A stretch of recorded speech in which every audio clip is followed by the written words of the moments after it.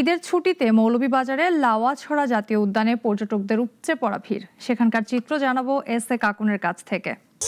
আমি এই মুহূর্তে দাঁড়িয়ে আছি মৌলভীবাজারের শ্রীমঙ্গলে লাওয়াছড়া জাতীয়। নিশ্চয়ই আমার পেছনে দেখতে পাচ্ছেন যে এখানে পর্যটকদের উপচে পড়া ভিড় লক্ষ্য করা যাচ্ছে। আমরা ঈদের দিন থেকে শুরু করে আজ ঈদের তৃতীয় দিন পর্যন্ত একই চিত্র দেখতে পেরেছি। বিপুল সংখ্যক পর্যটক কিন্তু এখানে এসেছেন পরিবার পরিজন নিয়ে ঈদের আনন্দ উপভোগ করতে। মূলত শহরের কোলাহল যুক্ত যে কোলাহলমুক্ত জীবন থেকে তারা বের হয়ে প্রকৃতির সান্নিধ্যে ছুটে আসেন পরিবার পরিজন নিয়ে একান্তে নিরিবিলি কিছু সময় কাটানোর জন্য।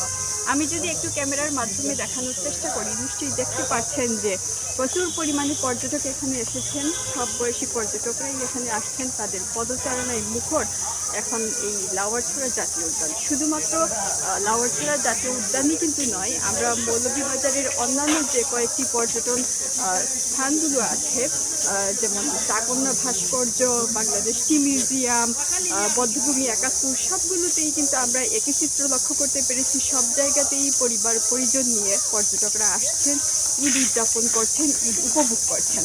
আমরা লাওয়াছড়া জাতীয় উদ্যানের টিকিট কাউন্টারে কথা বলে জানতে পেরেছি যে গত দুদিনে এখানে প্রায় ৩.৫ লক্ষ টাকার মতো টিকিট বিক্রি হয়েছে।